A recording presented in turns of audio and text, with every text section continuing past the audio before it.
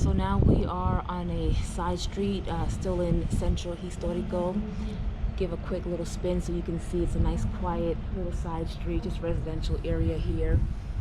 And we thought as we were walking to give you guys some information and just some of the little issues, I'll call them minor issues, that we ran through while looking for an apartment.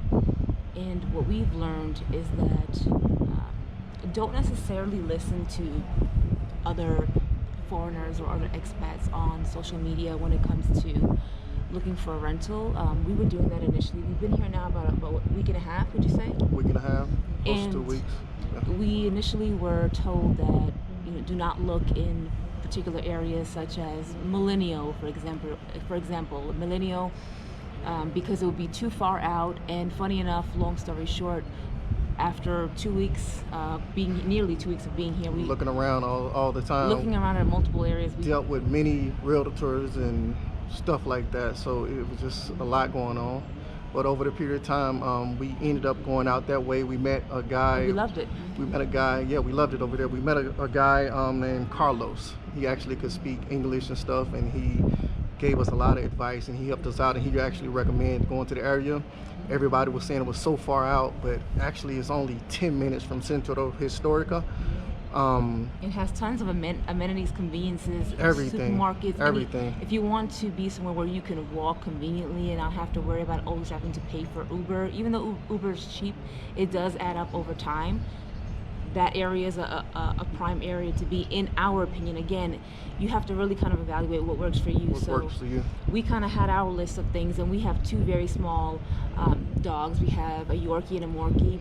So we wanted an area that we didn't expect to have a backyard or grass. I know that's more common in going out, maybe like north.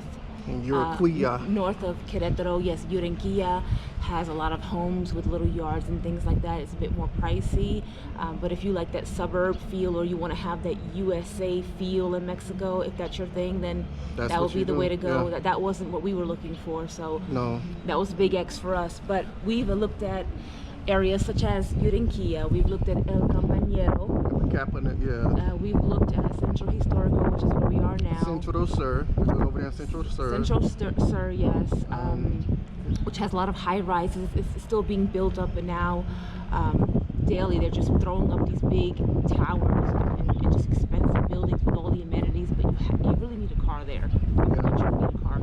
And also Lomas del Marqués, another area which has a lot of stores and things.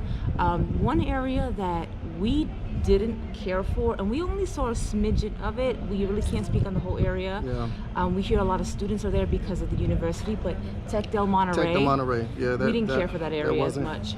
That wasn't the greatest location, in my opinion. Our opinion, like, you can make it happen, but it really wasn't the move for us.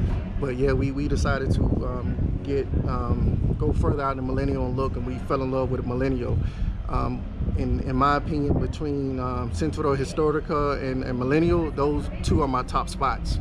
That's my opinion for anyone who's really looking for something and who doesn't have a car, because the walkability, the stores, the food, everything is out there. And it's identical to me, kind of like Centro Histórico, but minus the history that they have down here.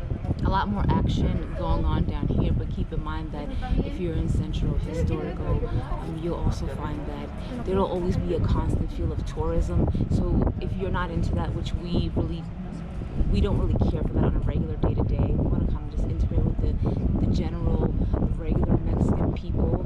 Down here you have a mixture of the Mexican people, but you also have a lot of tourism, so you're constantly going to be hounded. They're constantly going to come to you trying to sell stuff to you. Where I'm from, where they're constantly trying to sell you something. Yeah. So if you're numb to that and you're fine with that, you'll love it here. Yeah, like a typical big city, Atlanta, New York, Miami, Houston, wherever large cities, people are always going to come around and try to, that's their hustle. That's what they do. They go around and try to hustle you, get anything they can from you. Over here, it's mainly a lot of little children, kids. We come across kids 5 years old, 7 years old, 8 years old. And our heart, sometimes we just can't. We bought a couple of kids ice cream the other day when we were getting in. Yeah. They're just so cute, and they're just so appreciative and grateful, and they're out here with their parents working, day and night, and really makes you think of things differently. You know, back home, not all children, but a lot of our kids, you know, back in the States have a more of an entitlement type of attitude. So here, the children at a young age, they're 4 years old, they're out there helping their mom and their dad, you know, sell their products, and you know, they're out there from just sun up, sleeping on the sun floor. down. They're sleeping on the floor on the concrete next to their parents while they're selling. So that right there, to me, is, I have a huge respect for the Mexican people. They are hardworking people. That's one thing that I've had before, but I think it has, I feel it even more, you know, than before. Just seeing it firsthand, being here, I just have a huge respect for the Mexican people. Yep. So talking about the areas and everything like that, we would come back to you guys with a list. But our advice would be to do footwork. Get on walk around. It's not like how it is in the States. You can get on the internet and find everything. You can find some things, but you have to get You're on. gonna find things on the internet with. If you want to spend money, the internet is your thing.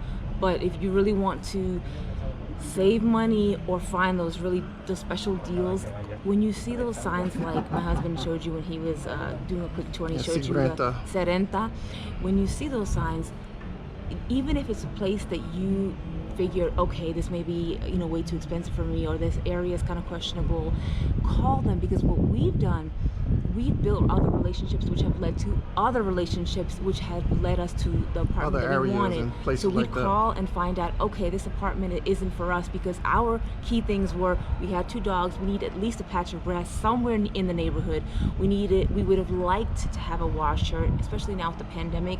You know, we're fine with going to a lavanderia, but right now we would have preferred to have a washer in-house. We wanted to have walkability to a supermarket. That was huge for us, you know, banks, supermarket, a veterinarian, a small clinic for us, and we needed a furnished place. So something con muebles means with furniture, or you can say amueblado. Amueblado means furnished. So if you call someone and say, you know, you can ask them, is this apartment amueblado or con muebles? Does it have furniture? That's what we were looking for. And also with services. You can find places with furniture and services down here for a very reasonable price. You do the math, I'm gonna be honest with you, you can live for a fraction of the cost how we live in the States. Like, we save so much money. Even though Querétaro is considered one of the most expensive cities in Mexico, is what the locals have told us. And when we were going around in Uber, they told us that it's one of the most expensive cities. And even with it being expensive, you can still live in a really beautiful area. I want to say for around maybe under 600 if you catch a little deal, with majority, if not all, services included. But this is considered expensive, so other areas of Mexico are even cheaper. Yeah. And we talked to a lot of locals around here, and they're paying like 200, 300 USD a month. That's with everything, services and everything. So I'm telling you, talk to the locals, make some local friends, and you can find you a place to stay down here in Querétaro. So guys, we're gonna end this sign off with that advice, and a quick apology, because this was very informal. We didn't plan this. We just pulled over to the side of a side street and said, let's just go ahead and do a quick little, you know, snippet of a video here, and just add that information. If you want something a little bit more structured, let us know what you want to, what would you like to know about. Leave it in the comments below. Also, leave in the comments below your experience. If you were in Querétaro, or if you were in another city in Mexico, tell us what, you know, some tips that you've learned, and what areas that you would recommend to others who are coming to Querétaro, because that would be helpful to them. So we appreciate you guys. Peace out.